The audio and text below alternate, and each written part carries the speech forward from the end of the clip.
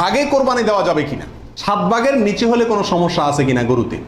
একটা গরুতে ধরেন 5 জন মিলে দিলেন, 4 জন মিলে দিলেন, 3 জন মিলে দিলেন, 6 জন মিলে দিলেন, 7-এর নিচে হলো, এটা কি যথেষ্ট হবে না কোনো সমস্যা আছে? পরিবারের সব সদস্য বা একাধিক সদস্য যদি সামর্থ্যবান হয় তাহলে সবাই দিবে, নাকি গোটা পরিবারের পক্ষ থেকে একজন দিলেই চলবে?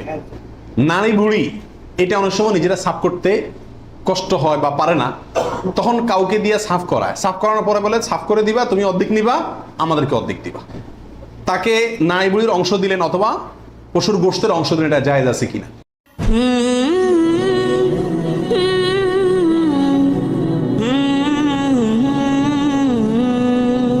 ভাগে কোরবানি দেওয়া যাবে কিনা, এটা একটা গুরুত্বপূর্ণ প্রশ্ন আজকালকার যুগে।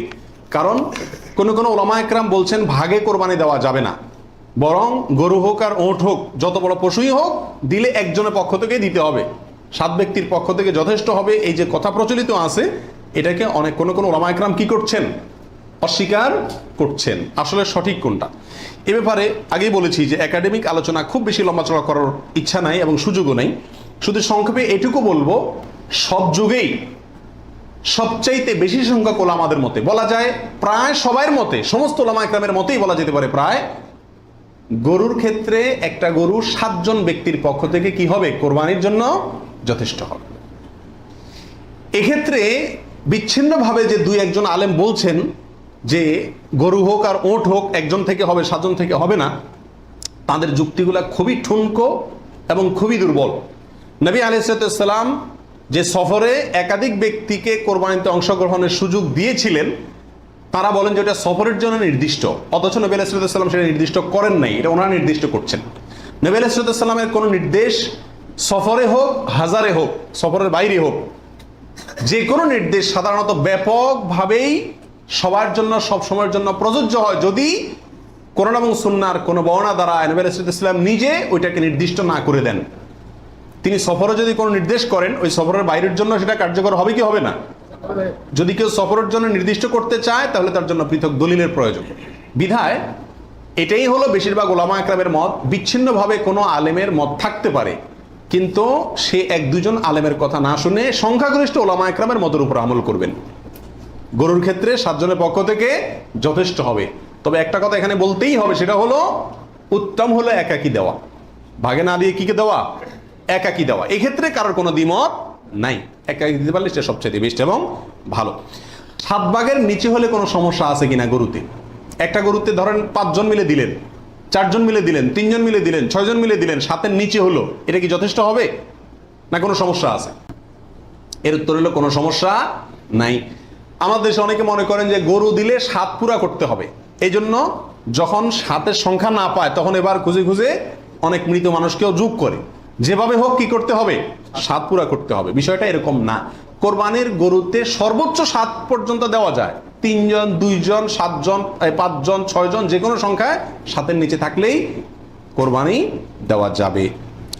এরপর আসেন 20 নম্বর প্রশ্ন হলো, অমুকের নামে কোরবানি দেওয়া, তমুকের নামে কোরবানি দেওয়া, 7 নামে, 3 নামে, 5 নামে, এরকম একটা কথা সমাজে প্রচলিত আছে। এই কথাটা বলাটা সঠিক কিনা? এর উত্তর হলো না, এটা সঠিক না, এই কথাটা ভুল। কিন্তু এই ভুলটা এমন ভুল না যে ভুলের কারণে বড় ধরনের গুনাহ হয়ে যাবে, কারণ এটা বলার ভুল, এভাবে বলাটা উচিত না। কারণ কোরবানি হবে মূলত আল্লাহ সুবহানাহু ওয়া তাআলার নামে, অতএব 5 নামে, 4 নামে, 3 নামে, 7 নামে কোরবানি হয় না। নাম শুধু একটাতেই হয়, সেটা হলো বিসমিল্লাহ, আল্লাহর নামে, ঠিক না ঠিক? অতএব এই কথাটা বলার ভুল। এখানে বলতে হবে 7 জনের পক্ষ থেকে, 3 জনের পক্ষ থেকে, বা 3 শরিক, 5 শরিক, 5 শেয়ার, 5 ভাগ, এভাবে বলা যেতে পারে। কিন্তু বা অমুকের পক্ষ থেকে, তমুকের পক্ষ থেকে, এভাবে বলা যেতে পারে, কিন্তু অমুকের নামে, তমুকের নামে এভাবে বলাটা উচিত নয়। যদি এখানে কেউ এই উদ্দেশ্যে বলে না যে আল্লাহর সাথে শরিক করে 3 জনের নামে দিচ্ছি, এরকম কেউ উদ্দেশ্য নেয় না, সেজন্য এটা কি হবে না, শিরকে পৌঁছাবে না। তারপর এভাবে না বলাই উচিত এবং উত্তম, নিরাপদ। পরিবারের সব সদস্য বা একাধিক সদস্য যদি সামর্থ্যবান হয় তাহলে সবাই দিবে, নাকি গোটা পরিবারের পক্ষ থেকে একজন দিলেই চলবে? নবী আলাইহিস সালাম থেকে এক্ষেত্রে একটা হাদিস বর্ণিত হয়েছে, যেটা একটু আগে আপনাদেরকে শুরুতে আমি শুনেছি, মুসনাদ আহমদে বর্ণিত হয়েছে এবং আরো অনেক হাদিসের কিতাবে কাছাকাছি হাদিস বর্ণিত হয়েছে। নবী আলাইহিস সালাম বলেছেন যে প্রত্যেক পরিবারের উপরে একটি কোরবানি জরুরি, প্রত্যেক পরিবারের উপরে উযহিয়াতুন, একটি কোরবানি জরুরি। আলা কুল্লি আহলি বাইতিন, এই ধরনের শব্দ তিনি ব্যবহার করেছেন, প্রত্যেক পরিবারের উপরে। এই হাদিস থেকে বোঝা যায় কোরবানি এটা এক পরিবারে একাধিক সদস্য যদি হয় সামর্থ্যবান, তথাপি যিনি মূল কর্তা তিনি দিলেন তাহলে সবার পক্ষ থেকে হয়ে যাবে। এর বিপরীতে ওলামা ইকরামের আরেকটি মত আছে, যেটা ইমাম আবু হানিফা রাহিমাহুল্লাহর মত, সেটা হলো কোরবানি পরিবারের একাধিক সদস্য যদি সবাই যদি সামর্থ্যবান হয় তাহলে প্রত্যেকের পক্ষ থেকে দিতে হবে। ওনার যুক্তি, উনি বলেন নবী সাল্লাল্লাহু আলাইহি ওয়াসাল্লামের ওই হাদিস, যে হাদিসে তিনি বলেছেন যার সামর্থ্য আছে আর কোরবানি দেয় না সেজন্য ঈদগাহে না আসে। এখানে যার সামর্থ্য আছে প্রত্যেক ব্যক্তিকেই শামিল করে এই নির্দেশনা। বিষয়টা গবেষণামূলক, উভয় পক্ষেরই দলিল এবং যুক্তি আছে। তো এক্ষেত্রে সতর্কতামূলক মত যদি অবলম্বন করি আমরা, তাহলে প্রত্যেকেরই যার যার সামর্থ্য আছে তার পক্ষ থেকে করা যেতে পারে, এবং করলে সমস্যা হবে এটা কারোর মতেই নাই। নারী বুড়ি এটা অনেক সময় নিজেরা সাফ করতে কষ্ট হয় বা পারে না, তখন কাউকে দিয়ে সাফ করায়, সাফ করানোর পরে বলে সাফ করে দিবা, তুমি অর্ধেক নিবা, আমাদেরকে অর্ধেক দিবা। এরকম হয় কি হয় না? তাকে নারী বুড়ির অংশ দিলেন অথবা পশুর গোশতের অংশ দিলেন, এটা জায়েজ আছে কিনা। প্রাসঙ্গিকভাবে আরেকটি কথা প্রশ্ন চলে আসে, সেটা হলো যে কসাই যখন পশুকে বানায়, তো বানানোর পরে তাকে টাকার সাথে কিছু গোশত দেওয়া হয়, এবং অনেক সময় দেখা যায় যে বানানোর যে বাজার রেট, তার যে মজুরি, এটা তাইতে অনেক কমে রাজি হয়ে যায় কসাইরা। কেন? কারণ তারা জানে গোশত 5 কেজি দিলেই তো 2-2.5 টাকা এসে গেল, অতএব এক্ষেত্রে যদি আমাকে টাকা একটু কমও দেয় অসুবিধা নাই। এই ভুলটা ঘরে ঘরে হয়ে থাকে।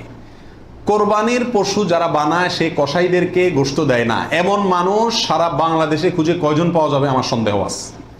কোরবানির মধ্যে সবচেয়ে বড় দাগের ভুলগুলোর ভিতরে এটা অন্যতম। এইভাবে যদি কেউ করে তাহলে এটা বড় ধরনের ভুল, কোরবানি হওয়া না হওয়া নিয়ে টান দিবে।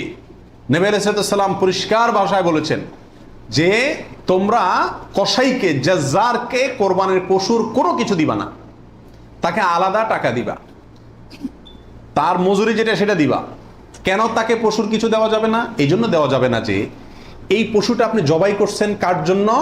আল্লাহর জন্য। এটার মালিক কে? মূলত আল্লাহ। যেহেতু আল্লাহ খায়ও না পরেও না, আল্লাহর জন্য কিছু দিলে আল্লাহ বলেন আমার পক্ষ থেকে গরিবকে দিও, এটা হলো আল্লাহ সিস্টেম। কিন্তু কোরবানির ক্ষেত্রে শুধু ব্যতিক্রম, আল্লাহ বলেছেন ঠিক আছে আমার জন্য দিছ, সবকিছুই গরিবকে দিতে বলি, এটা তোমার খাইতে দিলাম আমি। আল্লাহ আমাকে কি করছেন? খাওয়ার সুযোগ দিছেন। এখন আমি যদি এটা বিক্রি করি বা কোনো কিছুর বিনিময়ে কাউকে দেই, তাহলে সেটা কি হবে না? জায়েজ হবে না। কোরবানির পশুর গোশত যদি আপনি জাজ্জারকে দেন, কসাইকে দেন, তাহলে কেমন জন্য আপনি তার পরিশ্রমের বিনিময়ে তাকে এই অংশটা তাকে বিনিময় হিসাবে দিলেন, পারিশ্রমিক হিসাবে দিলেন, তাহলে বিক্রি করার মতো হয়ে গেল। এই জন্য কি হবে না? এটা জায়েজ হবে না। কসাইকে শুরুতে সাপ বলে দিতে হবে যে ভাই গোশত পাবা না, কত টাকা নিবা সাপ বলো, তুমি সে আশা করে বসে থাকিও না, 2 টাকা বেশি নাও, কিন্তু আমি তোমাকে গোশত বা কোনো কিছুই দেবো না। তবে হ্যাঁ, কসাই যদি আপনার প্রতিবেশী হয়, আপনার আত্মীয় হয়, অথবা অন্য গরিব মানুষ হয়, অন্য 10 জন গরিবকে যে পরিমাণ দিতেন তাকেও সে পরিমাণ দেন, তাহলে সমস্যা নেই, ওইটা ঠিক আছে। কিন্তু অন্য গরিবদেরকে দেন আধা কেজি করে, তারা দেন 5 কেজি, সমস্যা আছে। কারণ 4.5 কেজি আপনি কেন দিলেন? তাকে কাটছে সেজন্য, এটা বিনিময় হয়ে যাচ্ছে, এই জন্য এটা করা যাবে না। অতএব নারী বুড়িও যদি কেউ সাফ করে, তাকেও কি দেওয়া যাবে না? ওই নারী বুড়ির সাফের বিনিময়ে নারী বুড়ির অর্ধেক বা গরুর কোনো অংশ তাকে দেওয়া যাবে না। সাফ করলে সাফের বিনিময়ে তাকে ক্যাশ টাকা দিয়ে দিবেন। কথা বুঝতে পারছি? নারী বুড়ি যদি দিতে হয় তাহলে গরিব মানুষ হিসাবে দিলেন, সেটা ভিন্ন কথা, কিন্তু এজ এ তার কাজ পারিশ্রমিক হিসাবে কি করতে পারবেন না? দিতে পারবেন না। এটা বড় ভুলের ভিতরে একটা, এবং এটা প্রচুর পরিমাণে মানুষকে সচেতন করা দরকার ব্যাপারে।